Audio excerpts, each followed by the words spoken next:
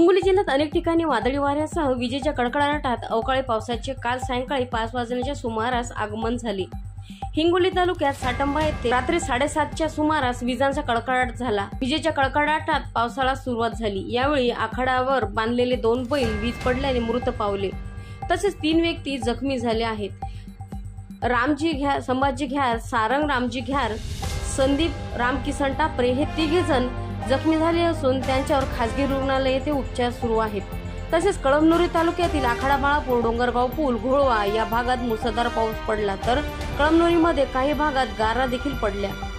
हवामान खात्याने दिलेला अंदाज हा खरा ठरला असून दिनांक 11 मे व 12 मेला जोरदार विजांचा गडगडाटासह पावसाची सुरुवात होणार असल्याचे सांगितले होते। त्यांचा हा अंदाज खरा ठरला, त्यामुळे जिल्ह्यामध्ये व हिंगोलीसह इतर जिल्ह्यांमध्ये सुद्धा सर्वदूर विजेंचा कडकडाट व गारांचा पाऊस पडला। रात्री उशिरा 9 ते 9:30 वाजेपर्यंत पाऊस हा सुरू होता। या आलेल्या अवकाळी पावसामुळे शेतीचे फार मोठे नुकसान झाले आहे, त्यामुळे आंब्याचे फार मोठे नुकसान सुद्धा झालेले आहे। मराठीसाठी हिंगोली जिल्हा प्रतिनिधी पल्लवी अटल।